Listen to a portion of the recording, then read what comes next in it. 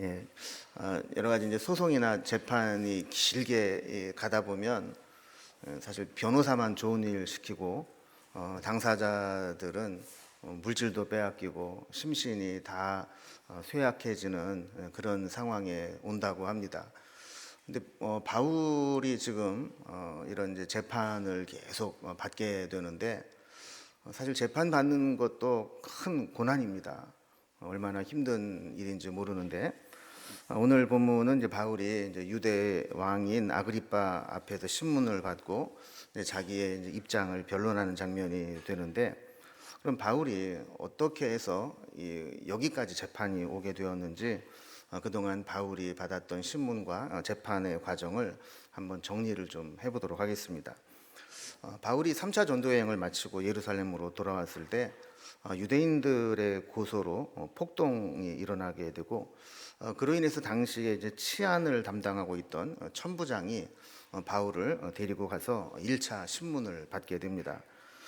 유대인 폭도들이 천부장을 재판장으로 세우고 바울을 고발한 거죠. 그래서 이것이 이제 21장 후반부부터 22장에 나오는 내용입니다.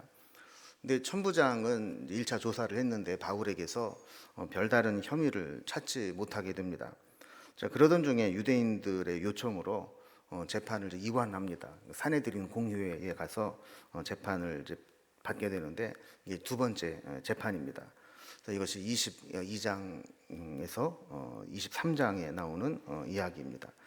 이 재판 과정에서 바울의 이제 증언을 듣고 바리새인과 사두개인들 사이에 이 교리적인 다툼이 일어납니다. 부활의 문제로 인해서 어떻게 보면 이제 바울이 좀 지혜롭게 이 바리새인과 사두개인들 사이에 분쟁을 일으킨 거죠. 그래서 이게 막 복잡해지고 소요가 일어날 것 같으니까 천부장이 이 재판을 강제로 해산시키고 바울을 로마의 영내로 데리고 갑니다. 유대인들은 이제 사내들인 공회로 재판을 다시 열 수 있도록 보내달라 이제 재소환을 요구했는데 거기엔 뒤에 의도가 있었다고 그랬죠. 바울이 사내들인 공회로 나오게 되면 그 중간에 암살단이 매복하고 있다가 바울을 죽이려고 했던 겁니다. 근데 이 사실을 어떻게 이제 바울이 알게 되면서 그 사내들인 공회로 가지 못하게 되고 오히려 가이사랴에 있는 이제 벨릭스 총독에게로 보내지게 됩니다. 그런데 유대인들이 바울을 벨릭스에게 또 고소하기 위해서 이 변호사 더둘로라는 사람을 데리고 가이사랴까지 와서 고발을 했습니다. 이게 이제 세 번째 재판이 됩니다. 그리고 24장 뒷부분에 보면 바울이 가이사랴에서 미결수로 갇혀서 2년 동안 보내는 동안에 총독이 벨릭스에서 베스도로 바뀌게 되죠. 그래서 베스도가 이제 새롭게 총독으로 부임을 해서 예루살렘을 이제 순방하고 돌아오게 되는데 유대인들이 첫 번째 이 총독에게 요구한 게 뭐냐면 바울에 대한 재판을 다시 하게 해달라. 그래서 보내달라 하는 거였죠. 이때 이제 베스도는 로마의 법을 잘 알고 있기 때문에 정 고발할 게 있으면 내가 가이사랴로 가니까 거기에 와서 고발을 하면 내가 재판을 바로 열어주겠다. 그래서 이제 네 번째 재판을 받게 됩니다.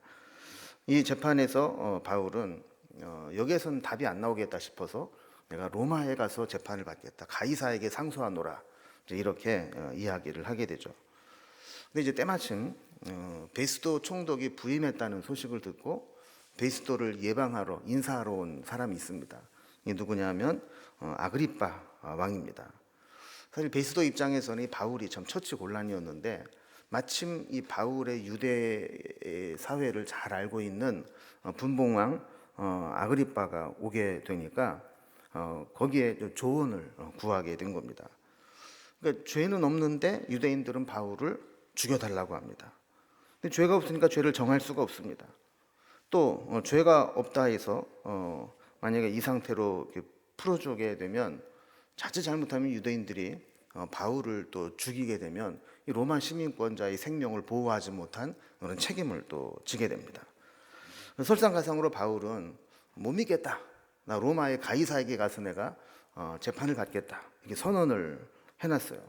근데 이것도 사실 쉬운 일이 아닌 게 그러면 이제 로마에 상소를 보내려면 여기 재판 기록을 또 보내야 될 거 아닙니까? 이만저만해서 이 사람이 이런 죄가 있는데 상소를 하니까 로마에서 재판을 해 주십시오. 그래야 되는데 죄도 없는 사람을 보낼 수는 없는 거 아니에요. 그러니까 이 베스도 총독 입장에서는 이러지도 못하고 저러지도 못하고 지금 그런 상황입니다. 그런데 마침 유대의 분봉왕이 와 있으니까 이 분봉왕 아그리빠는 상황을 잘 알고 있을 거라는 기대를 갖게 된 겁니다. 그래서 야, 지금 상황이 이런데 어쩌면 좋을지 한번 나에게 조언을 해달라, 이렇게 이야기를 한 거죠. 그 헤롯 아그리빠도 그러지 않아도 지금 이 바울이 전하는 예수, 그 예수를 전하는 바울을 한번 만나보고 싶었는데 여기에 지금 이제 구금돼 있으니까 잘 됐다, 나도 좀 만나게 해달라, 이렇게 해서 재판이 신문이 열리게 된 겁니다. 그래서 바울은 이제 5번째 재판을 받게 되는데 로마의 재판권이 이미 가이사의 법정으로 넘어갔지만 이제 아그리빠 왕 앞에서 한번 신문을 더 받게 됩니다.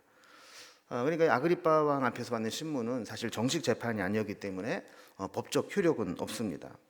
그러나 유대인들에게 막강한 영향력을 끼칠 수 있는 분봉왕이었기 때문에 이런 상황에서 재판을 열어서 의견을 듣는다는 것은 아마 이 로마에 상소해서 보내는데 도움이 될 수 있을 것이다 라고 기대를 했던 겁니다.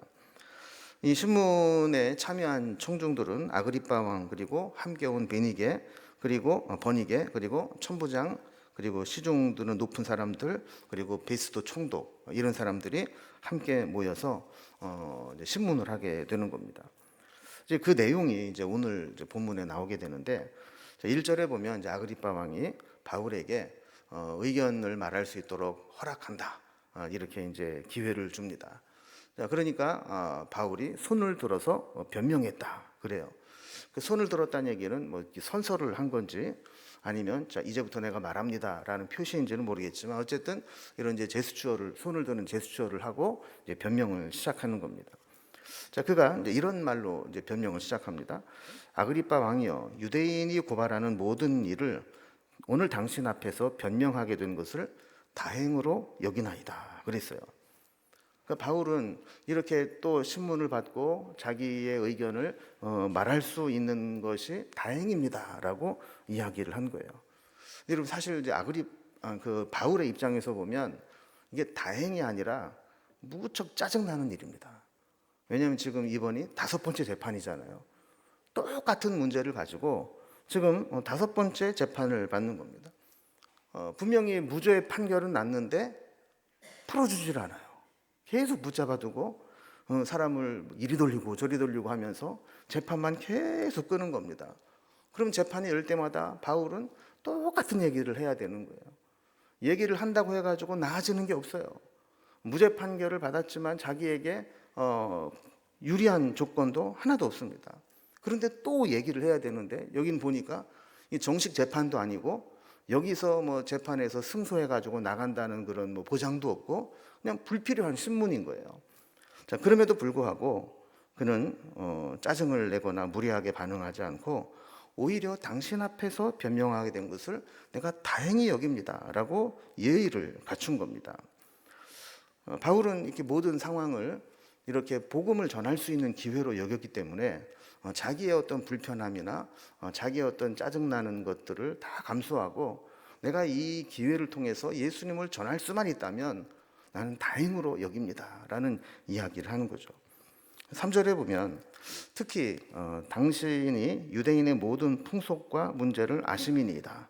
그러므로 내 말을 너그러이 들으시기를 바라나이다 그랬어요. 태도가 참 겸손합니다. 바울이 사실 이방인들 앞에서 재판을 받을 때 참 어려움이 많았습니다. 유대인들이 바울을 고발하는 이야기는 사실 형사건이 아니라 종교적인 문제였습니다. 그러니까 이런 문제를 알지 못하고 있는 이방인 총독에게 지금 이 복잡한 종교적인 이 속사정을 이야기를 해서 납득을 시킨다는 게 사실은 참 어려운 일입니다. 이방인 총독은 하나님을 알지도 못하고 율법도 모르고 또 유대인의 정서도 잘 모릅니다. 그런 사람들에게 이런 복잡한 이 내면이 깔려 있는 재판을 받는다는 것은 참 어려운 일이었죠. 근데 바로 전에 그 바울이 베스도 총독에게 재판을 받아서 무죄 판결을 받았지만 베스도는 충분한 지식이 없었기 때문에 여기에 대해서 확고한 판결을 내리지 못하고 있었거든요. 그런데 아그리빠는 유대인의 왕으로 유대의 모든 풍속과 문제를 잘 알고 있었습니다. 그렇기 때문에 만약에 이 아그리빠 왕에게 이런 이 유대 종교적인 문제를 얘기를 하면 그 정서적으로 잘 이해할 수 있고 받아들일 수 있을 거라 하는 생각을 갖게 된 거죠. 여기 보면 참 재미있는 것이 오늘 당신 앞에 변명하게 된 것을 다행으로 여기나이다. 그리고 그러므로 내 말을 너그러이 들으시기를 바라나이다. 물론 이게 이 어떤 그 법정인 용어이기는 하지만 이 바울의 태도를 보면 참 겸손하고 예의를 갖춰서 이야기하는 것을 보게 됩니다. 예의는 윤활유와 같다 하는 말이 있습니다. 그럼 우리가 이제 기계를 돌리면 이 어떤 기계와 기계가 이렇게 부딪히는 곳이 있지 않습니까? 이럴 때 윤활유가 없으면 요란한 소리가 나고 때로는 이 쇠가 부딪히면서 불꽃이 튀기도 하고 심한 경우에는 그 기계가 손상되는 경우가 생기게 됩니다. 그래서 이런 것들을 막기 위해서는 윤활유라는 것들을 거기에 계속 공급을 해주게 되는 거죠. 그럼 마찰도 없어지게 되고 기계도 상하지 않게 되고 원활하게 돌아가게 되는 겁니다. 그런데 사람 사이에서 이 예의라는 게 윤활유와 같다라는 거예요. 그럼 물론 뭐 예의가 뭐 중요하냐, 예의가 뭐 밥 먹여주냐, 일만 잘 진행되면 되지 이럴지 모르지만 사실 사람들 간의 문제에 있어서는 예의가 없으면 이게 쇠와 쇠끼리 부딪히는 것과 똑같다라는 거죠. 그래서 마찰이 생길 수 있고 또 상하게 되고 서로 상처를 받게 되고 일도 그르치게 되는 그런 일들이 많이 생길 수 있다라는 거예요. 그래서 서로 다른 생각을 가지고 있는 사람들이 어떤 문제를 논의하거나 같이 일을 해야 될 때 서로 맞지 않을 때가 있어요. 그래서 나는 이렇게 하고 싶은데 저 사람은 저렇게 하고 또 이것을 나는 이렇게 얘기를 했는데 저쪽은 저렇게 받아치고 막 이렇게 하다 보면 이게 별것도 아닌 문제가 나중에는 큰 문제로 비화되게 되고 서로 상처만 남고 일은 일대로 그르치게 되고 이런 일들이 생기게 된다는 거죠. 근데 이때 보면 필요한 게 윤활유인데 윤활유가 뭐라고요? 예의. 이거를 갖춰야 되는 거예요. 근데 꼭 얘기를 해도 아주 기분 나쁘게 하는데 은사가 있는 사람이 있어요. 본인은 아무 생각 없이 얘기를 하는데 이 상대방이 계속 들으면 계속 기분이 나쁘고 찝찝하고 이런 말투로 계속 툭툭 건드리는 사람이 있어요. 또 어떤 사람은 자기밖에는 몰라. 그냥 남에 대한 배려가 없이 내 입장만 계속 얘기를 하는 거예요. 그럼 뭐 들어주는 것도 한두 번이지. 계속해서 그렇게 어린애처럼 자기 얘기만 계속 하다 보면 들어줄 수도 없고 안 들어줄 수도 없고 이런 일이 생기게 되는 거죠. 그래서 이 예의가 없게 되면 결국에는 여러분 이 윤활유 자체가 기계를 돌리는 건 아니지만 이 윤활유가 없으면 소음이 나고 기계가 망가지는 것과 마찬가지로 이 사람들과의 관계에서도 상대방에 대한 배려, 이런 예의, 매너가 없으면 결국에는 일도 안 되고 상처만 남게 된다라는 거예요. 반대로 예의를 갖추고 매너가 있는 사람은 호감을 받습니다. 사람들에게도 인정을 받습니다. 그래서 그가 무슨 이야기를 하든지 일 처리가 아주 원활하게 처리가 됩니다. 그래서 일도 중요하지만 상대방에 대한 배려, 예의 이거를 갖추는 게 믿음의 사람들에게는 더 중요하다라는 거예요. 특별히 믿는 사람들이 안 믿는 사람들을 상대할 때에도 더더욱 그렇습니다.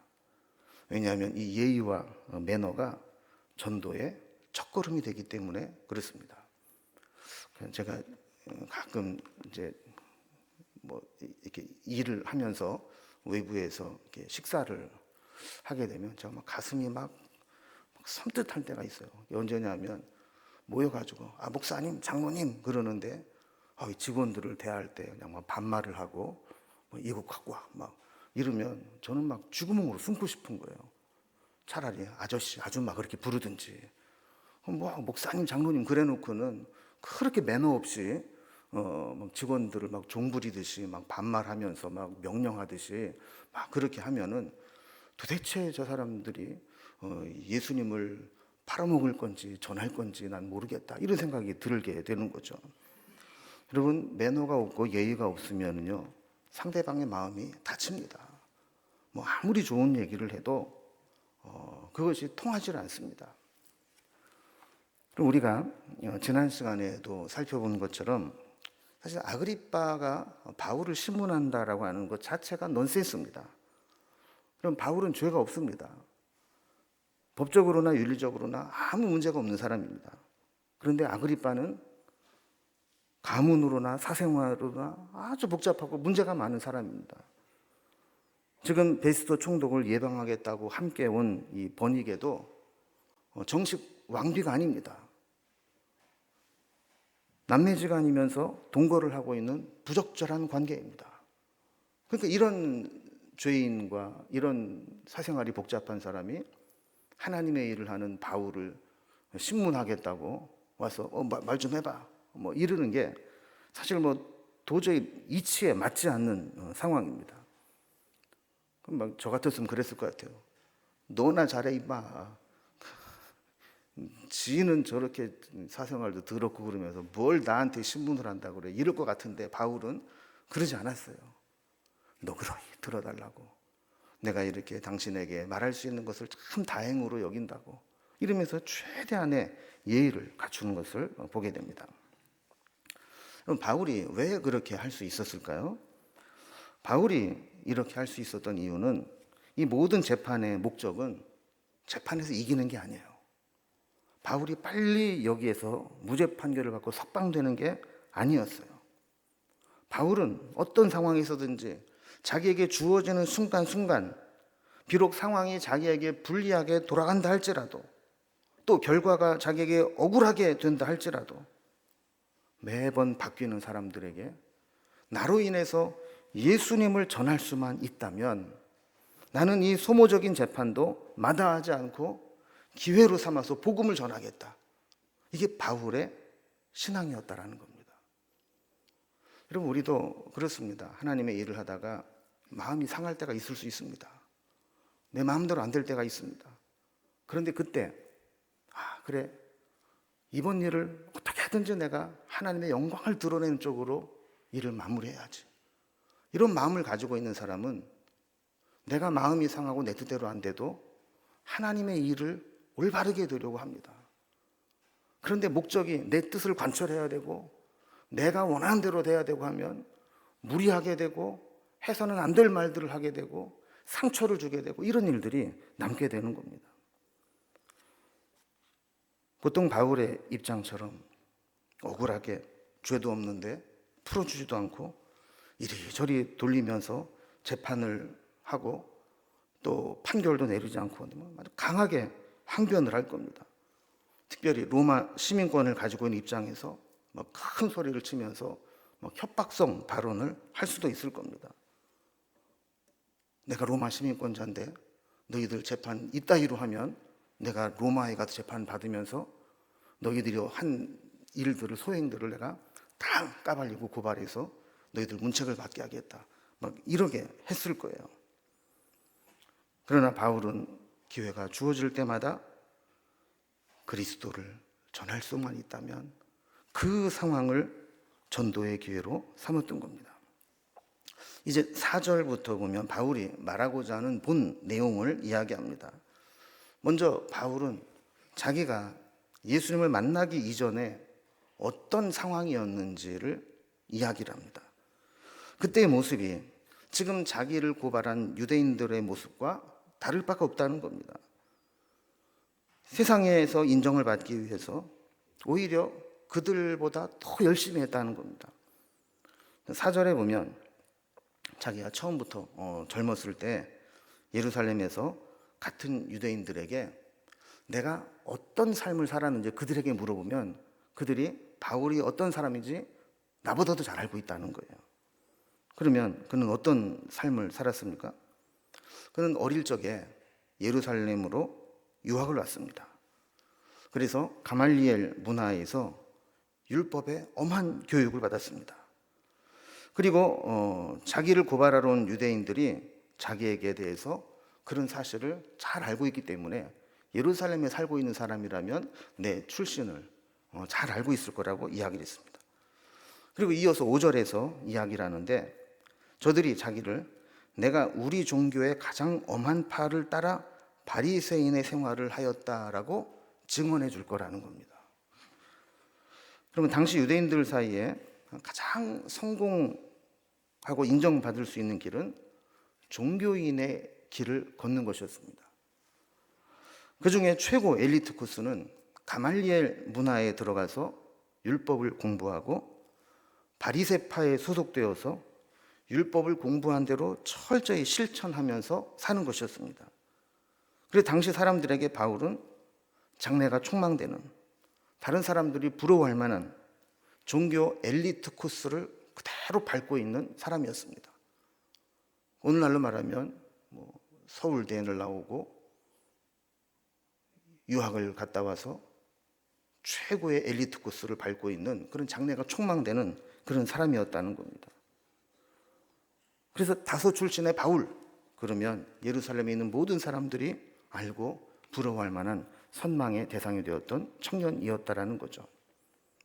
그런데 그런 바울이, 모든 유대인들이 부러워할 만한 입장에 있었던 바울이 왜 지금 이렇게 고발을 당해서 죽이지 못해서 안달이 되어 있는 그런 대상이 되었는가, 이거를 지금 이야기를 하는 거예요. 근데 6절에 보면 갑자기 이 유대교의 핵심을 이야기합니다. 이제도 여기 서서 신문 받는 것은 하나님이 우리 조상에게 약속하신 것을 바라는 까닭이니, 그랬어요. 자, 지금 문제 핵심이 뭐냐면, 지금 왜 저 사람들이 나를 고발을 했고, 또 베스도나 여러 재판을 통해서 내 무죄함을 알지만 풀어주지 못하고 이러지도 못하고 저러지도 못하고 지금 붙잡아 두고 있느냐 하는 것은, 하나님이 우리 조상에게 약속하신 것을 내가 바라고 있는 까닭이다 그랬어요. 그럼 뭘 바라고 있길래 그러냐? 하나님이 약속하신 소망이 뭐냐? 7절에 보면 이 약속은 우리 12지파가 밤낮으로 간절히 하나님을 받들어 섬김으로 얻기를 바라는 바인데, 여기 12지파가 밤낮으로 바라는 것이다라는 것은 이스라엘 모든 사람들이, 유대인 모든 사람들이 공통적으로 지금 하나님 앞에 얻기를 바라고 기다리는 뭔가가 있다라는 거예요. 그럼 그 소망하고 있는 게 뭐냐? 그것이 바로 그 다음에 이야기하고 있는 복음인데, 그들이 간절히 소망하고 있었던 것들이 정작 이루어지고 나니까 이상하게도 믿지를 않고 받아들이지 않고 그거를 전하는 자만 박해하고 있다는 거예요. 사무엘하 7장 12절에 보면 하나님이 나단 선지자를 통해서 다윗에게 약속하신 말씀이 있습니다. 다윗에게 이런 이야기를 하는 겁니다. 내 수완이 차서 내 조상들과 함께 누울 때에 내가 내 몸에서 날 씨를 내 뒤에 세워 그의 나라를 견고하게 하리라. 근데 이 말씀이 문자적으로 보면 다윗의 후손들을 통해서 다윗 왕조를 굳건히 세우겠다라는 것을 해석할 수 있지만, 원래 의미는 뭐냐면 다윗의 후손을 통해, 다윗의 가문을 통해 메시아를 보내시겠다는 예언이라는 겁니다. 16절에 보면 내 집과 내 나라가 내 앞에서 영원히 보존되고 내 왕위가 영원히 견고하리라 그랬어요. 여기서 중요한 말이 영원이라는 말이에요. 여러분, 이 세상에 어느 나라의 어느 왕조, 어느 집안이 영원할 수 있겠습니까? 모든 왕조는 다 때가 되면 망하고 사라지게 됩니다. 그러니까 여기에서 내 집과 내 나라가 영원히 보존되고 세울 거라는 것은 단순히 다윗 왕조가 아니라 다윗의 집안을 통해서 오신 예수 그리스도를 통한 하나님의 나라를 의미한다는 거예요. 영원한 나라는 하나님 나라밖에 없기 때문에 그런 거죠. 호세아 6장 2절에도 보면 여호와께서 이틀 후에 우리를 살리시며 셋째 날에 우리를 일으키시리니 우리가 그의 앞에서 살리라 그랬어요. 이 셋째 날이라고 하는 것은 단순히 이스라엘을 3일째 회복시키겠다라는 것이 아니라 메시아를 통해서 3일 만에 부활하게 하시고 우리에게 영생의 소망을 주시겠다는 약속이라는 겁니다. 이것은 유대인들이 다 알고 있고 믿고 있고 기다리고 있는 소망입니다.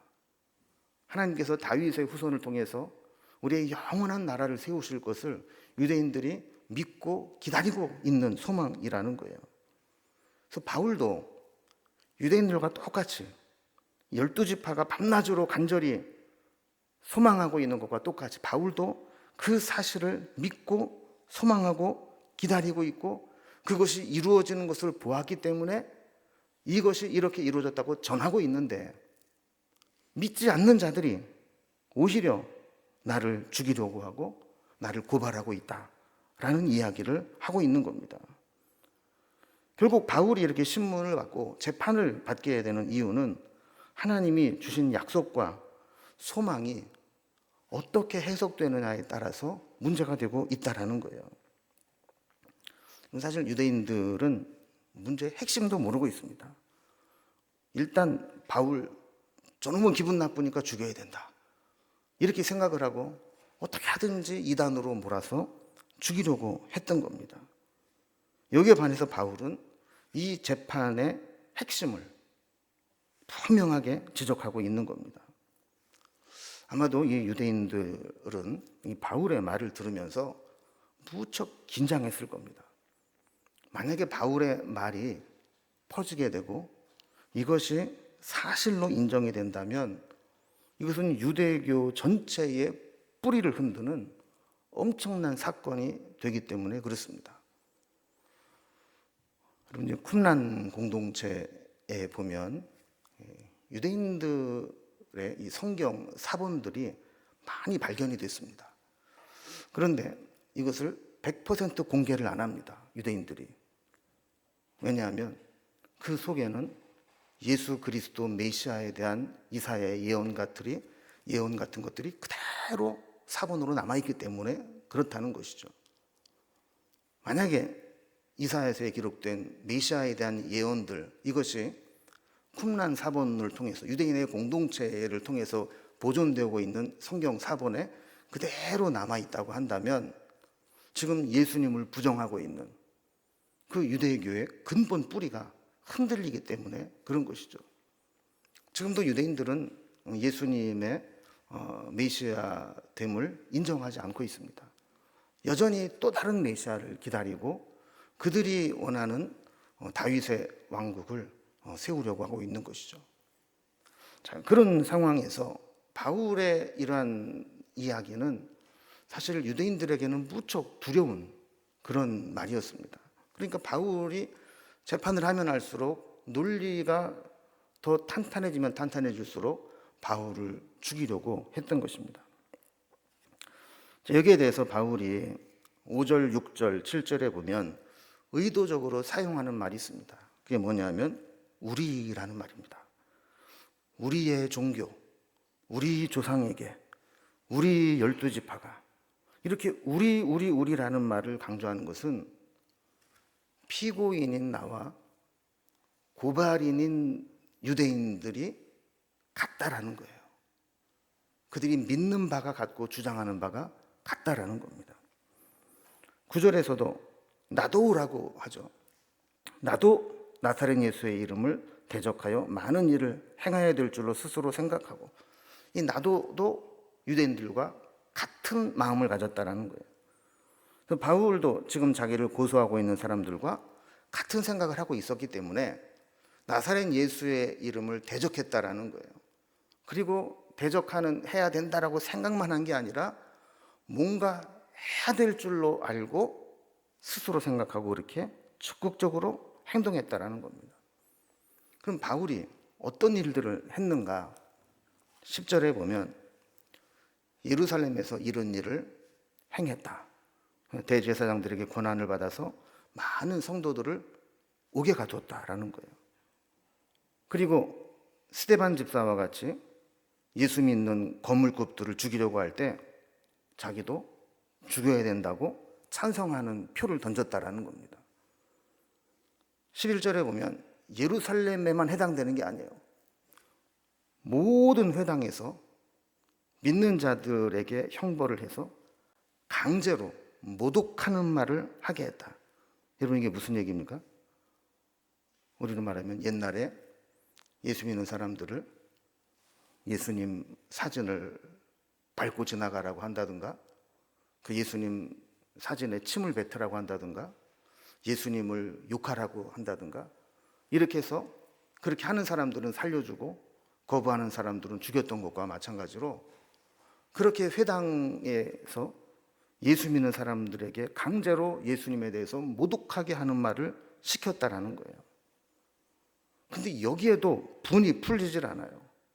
그래서 그 뒤에 보면 격분해서, 심히 격분해서 외국 성에게까지 가서 박해했다. 11절 뒤에 계속 좀 보여주세요. 11절 뒤에.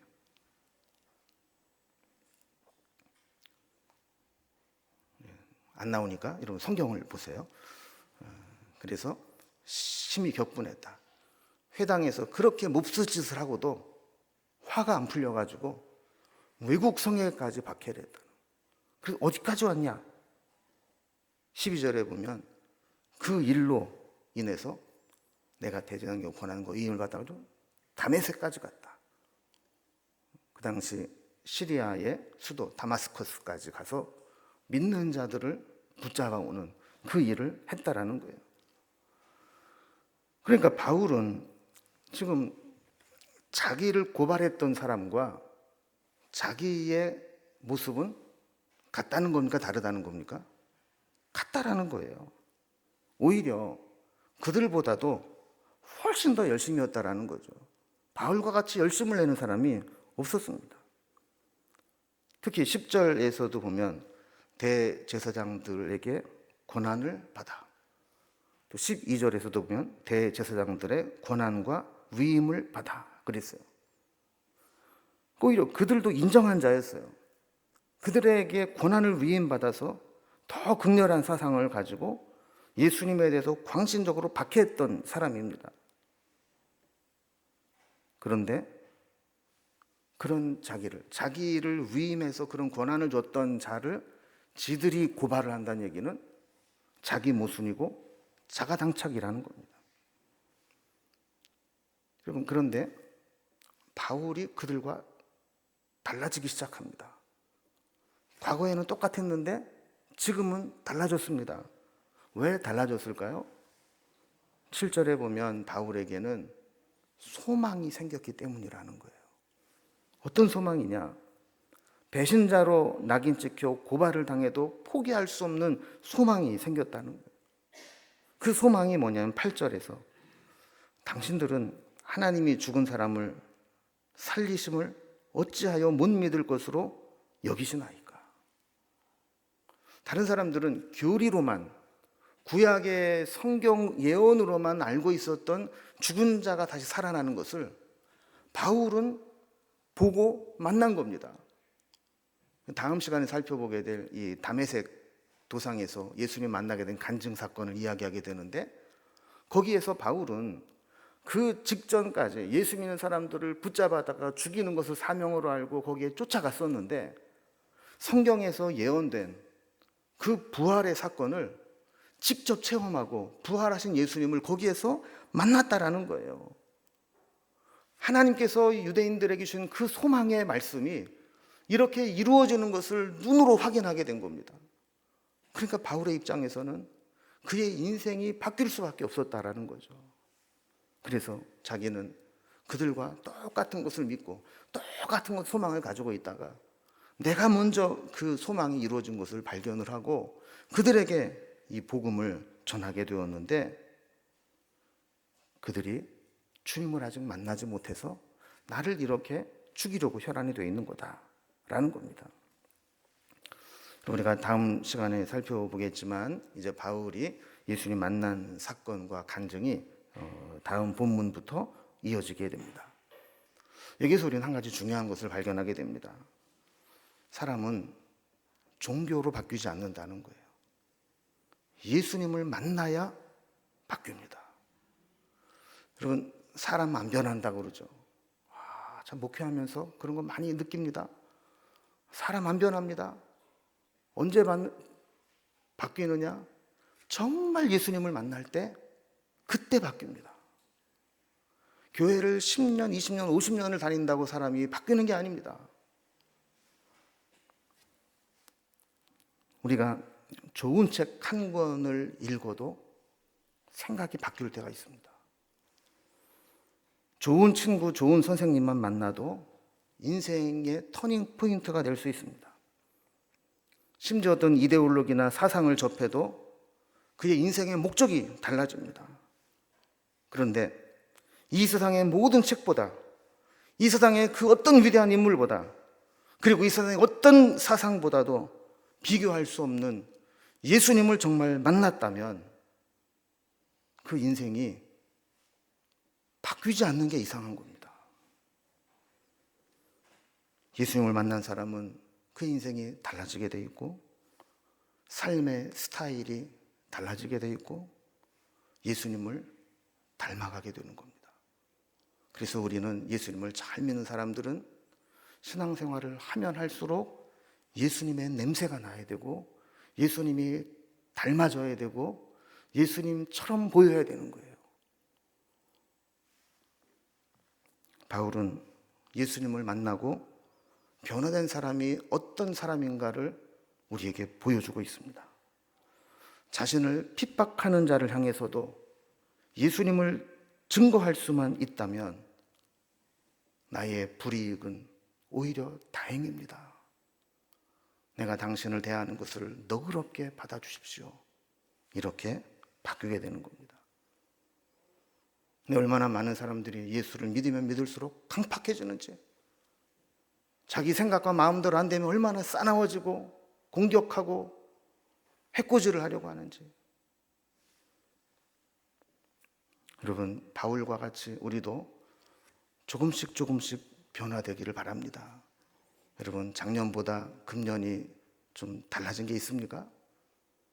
작년보다 조금이라도 예수님을 닮아가고 있습니까? 내 생각과 언어와 예의와 태도가 예수님을 닮아갈 수 있기를 주님의 이름으로 기원합니다. 기도하겠습니다.